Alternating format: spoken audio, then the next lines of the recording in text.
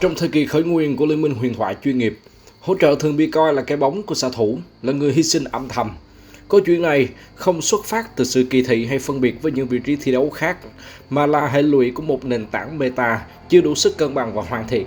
Vị trí này không được nhường tài nguyên và dĩ nhiên cũng không bị đặt nặng trách nhiệm gánh đội. Trong mỗi đội tuyển chuyên nghiệp, dù người ta thường hạn chế đề cập, nhưng ai cũng hiểu một khái niệm ngầm rằng người chơi hỗ trợ chính là tuyển thủ có nền tảng kỹ thuật, kỹ năng cá nhân yếu nhất trong tổ hợp 5 người. Thậm chí cái luật bất thành văn đó còn ảnh hưởng tới cả cộng đồng game thủ và khiến hỗ trợ trở thành khái niệm bị khinh miệt, rẻ rúng trong nhiều năm.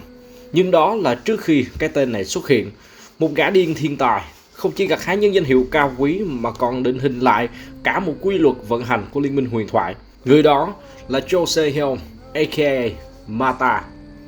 Nếu như trong lịch sử nhân loại, ngoài những cái tên như Alexander Đại Đế hay Thành Các Tư Hãn được biết đến rộng rãi với những chiến công kỳ vĩ, những cuộc chinh phạt vượt thế kỷ, thì bên cạnh đó, loài người văn minh vẫn luôn phải nhắc đến những Khổng Tử, Plato hay Einstein, Tesla, những triết gia, những nhà khoa học dù chẳng gắn với kỳ công vĩ đại, nhưng mỗi phát kiến và sáng tạo của họ đều tạo nên cả một ngã rẽ định mệnh cho hàng ngàn năm lịch sử loài người. Và đối với lịch sử của Liên minh huyền thoại, Mata chính là một Tesla, một Plato của đấu trường công lý, một cái tên không vượt trội về danh hiệu nhưng lại là người định nghĩa cả một cuộc chơi. Trước khi Mata đến, vai trò của hỗ trợ thường bị giới hạn trong những nhiệm vụ cơ bản và có phần thụ động. Người chơi hỗ trợ chủ yếu được kỳ vọng sẽ bảo kê cho xạ thủ, đảm bảo tầm nhìn bằng cách mua và cắm mắt và không ngần ngại hy sinh bản thân để đồng đội được an toàn. Ngay cả Pumandu, thành viên của SKT vô địch thế giới 2013, người được xem là siêu sao ở vị trí này, cũng chỉ trở nên nổi tiếng với vai trò tấm khiên của Piclet. Điều đó có nghĩa là sự thành công của hỗ trợ luôn gắn liền với xạ thủ của anh ta có được chơi game hay không. Họ thường được ví von như những con mắt di động hay bảo mẫu của xạ thủ, với nguồn thu nhập vàng cực kỳ hạn chế, chủ yếu đến từ các trang bị tăng vàng theo thời gian như đá hiên triết hay mai rùa. Điều này đồng nghĩa với việc họ có rất ít cơ hội để mua sắm những trang bị đắt tiền, ít có khả năng tỏa sáng cá nhân hay tạo ra những đột biến lớn trong giao tranh. Sự hạn chế về vàng và trang bị không chỉ giới hạn khả năng tác động của hỗ trợ trong các pha giao tranh, mà còn kìm hãm sự phát triển về mặt tư duy chiến thuật của vị trí này. Khi nguồn lực eo hẹp và áp lực bảo kê xạ thủ đè nặng, người chơi hỗ trợ gần như không có không gian để sáng tạo hay thực hiện những bước di chuyển táo bạo. Họ buộc phải chơi an toàn, tập trung vào việc cắm mắt đơn thuần và đảm bảo xạ thủ của mình được farm trong yên bình. Việc đảo đường hay tham gia vào các quyết định chiến thuật lớn của toàn đội là điều xa xỉ.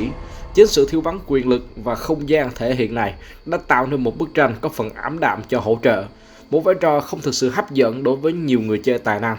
Tuy nhiên, chính sự tù túng và những giới hạn đó lại làm mảnh đất màu mỡ cho những hạt mầm đổi mới. Khi một người chơi hỗ trợ với tư duy vượt trội bắt đầu tìm ra cách để tối ưu hóa nguồn lực ít ỏi và tạo ra ảnh hưởng lớn hơn thông qua trí tuệ chiến thuật, đó chính là lúc định nghĩa về vai trò này bắt đầu lung lay và thay đổi.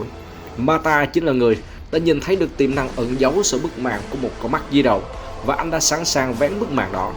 Năm 2014 đánh dấu bước ngoặt không chỉ trong sự nghiệp của Mata mà còn trong lịch sử phát triển của vai trò hỗ trợ. Gia nhập Samsung Y, anh cùng với người đi rừng thiên tài Dandy đã tạo nên một cuộc cách mạng thực sự trong việc kiểm soát tầm nhìn. Họ không chỉ đơn thuần là cắm mắt mà còn xây dựng một bản đồ thông tin chi tiết và sống động cho toàn đội, biến tầm nhìn từ một công cụ phòng thủ thụ động thành một vũ khí tấn công chủ động và sắc bén. Lối chơi của Samsung Y tại World 2014 là một minh chứng hùng hồn cho sức mạnh của việc kiểm soát tầm nhìn. Họ thống trị bản đồ, nắm bắt mọi biến động của đối thủ, từ đó kiểm soát hoàn toàn các mục tiêu lớn, tổ chức những pha bắt lẻ hiệu quả và đưa ra những quyết định giao tranh với độ chính xác gần như tuyệt đối. Khả năng đọc bản đồ và phối hợp di chuyển giữa Mata và Dandy là chìa khóa mở ra sự áp đảo. Họ chủ động xâm nhập vào phần rừng của đối phương, thiết lập những vị trí mắt chiến lược tại các điểm nóng, tạo ra một mạng lưới tầm nhìn sâu rộng và đa tầng. Mạng lưới này không chỉ giúp Samsung Y phòng ngự trước những pha gank, mà quan trọng hơn, nó cho phép họ triển khai lối chơi tấn công vũ bão, áp đặt ý đồ chiến thuật lên đối thủ và bóp nghẹt không gian hoạt động của họ. Màn trình diễn của Samsung Y tại World 2014, nơi họ chỉ để thua đúng 2 ván đấu trong xuyên suốt chiến dịch, đã đưa Mata lên đỉnh vinh quang với danh hiệu MVP duy nhất dành cho một hỗ trợ cho đến nay. Những con số thống kê về tầm nhìn của Samsung Y tại giải năm đó, dù không phải lúc nào cũng vượt trội một cách tuyệt đối so với mọi đối thủ ở mọi chỉ số đơn lẻ, nhưng tổng hòa lại chúng phản ánh một sự hiệu quả và một hệ thống kiểm soát bản đồ vượt trội. Samsung Y chỉ có số mắt cắm mỗi phút là 3.2, mắt tím mỗi phút là 0.6 và phá mắt mỗi phút là 0.9, với tỷ lệ phá mắt thành công là 34,2%. Quan trọng hơn những con số này là cách họ sử dụng tầm nhìn đó để giành lợi thế. Cuộc cách mạng tầm nhìn mà Mata và Samsung Y khởi xướng không chỉ dừng lại ở việc cắm nhiều mắt hơn, mà là cắm mắt thông minh hơn, chủ động hơn và có mục đích hơn. Đó là việc biến tầm nhìn thành một công cụ để áp đặt thế trận, một phương tiện để triển khai những ý đồ chiến thuật phức tạp. Sự thống trị này đã tạo ra một chuẩn mực vàng mới, buộc các đội tuyển khác trên toàn thế giới phải nhìn nhận lại và thay đổi hoàn toàn cách tiếp cận của họ đối với việc kiểm soát bản đồ. Ảnh hưởng của nó không chỉ giới hạn ở vai trò hỗ trợ mà còn lan tỏa sang cả người đi rừng và chiến thuật tổng thể của đội. Nó có thể đã gián tiếp thúc đẩy sự phát triển của các công cụ phân tích và các phương pháp huấn luyện chuyên sâu hơn về tầm nhìn trong những năm tiếp theo, khi các đội tuyển nhận ra rằng nếu không làm chủ được bản đồ thông tin, họ không thể cạnh tranh ở đẳng cấp cao nhất. Ngoài việc kiến tạo tầm nhìn, Mata còn khẳng định vai trò của mình như một bộ não chiến thuật, một người kêu gọi giao tranh chính, không chỉ trong màu áo Samsung Y mà sau này trong những đội tuyển như Royal Never Give Up, Katie Roster hay T1.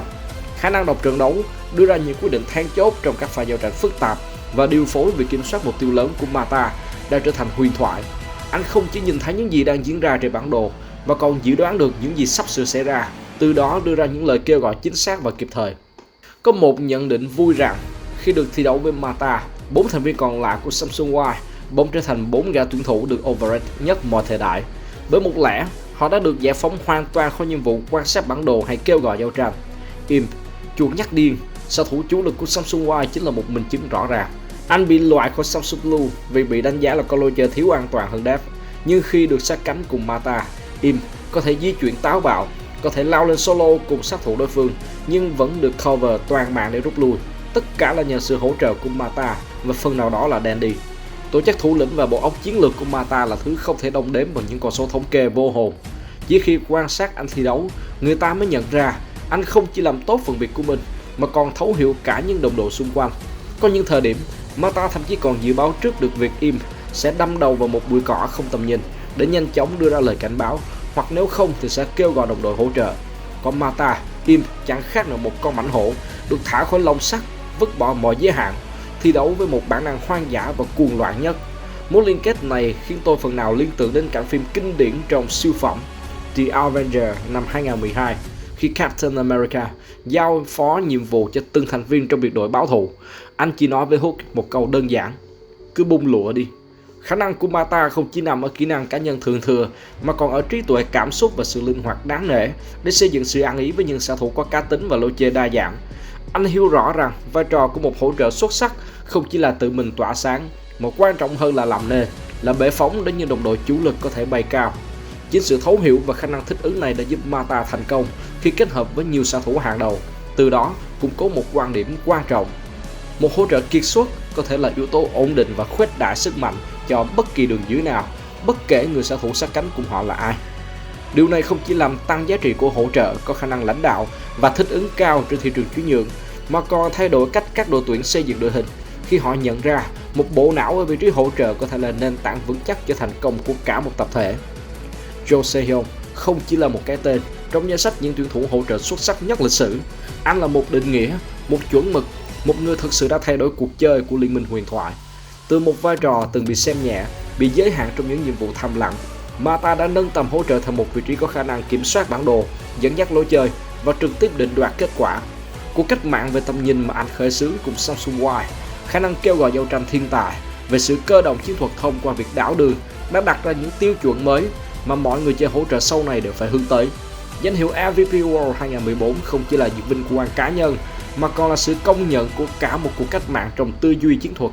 Anh đã chứng minh rằng một hỗ trợ là bộ não, là trái tim và là người thuyền trưởng của cả đội. Di sản của Mata không chỉ gói gọn trong những chiếc cúp hay những highlight đầy mãn nhãn, nó còn là hiệu ứng Mata, sự thay đổi trong nhận thức và kỳ vọng của cả cộng đồng về hỗ trợ. Anh đã truyền cảm hứng cho một thế hệ người chơi mới, khuyến khích họ không ngừng sáng tạo, không ngừng tìm tòi và không ngừng bứt phá giới hạn.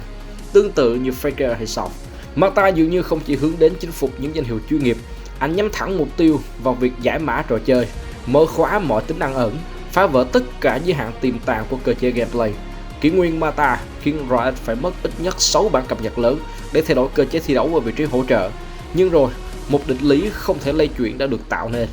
Người chơi hỗ trợ, từ vị thế của những bình máu di động, giờ đây đã mặc định vai trò trở thành bộ máy đầu não của mọi đội tuyển chuyên nghiệp. Mata khiến Riot phải đau đầu khóc thét vì ngồi lên cổ đội ngũ phát triển. Nhưng đó là một cơn đau đầu dễ chịu, bởi nhờ có nó, một huyền thoại được khai sinh và một câu chuyện truyền kỳ được lan tỏa, góp phần tạo nên ngôi đền huyền thoại bất diệt mà thế giới eSports sẽ mãi mãi khắc ghi.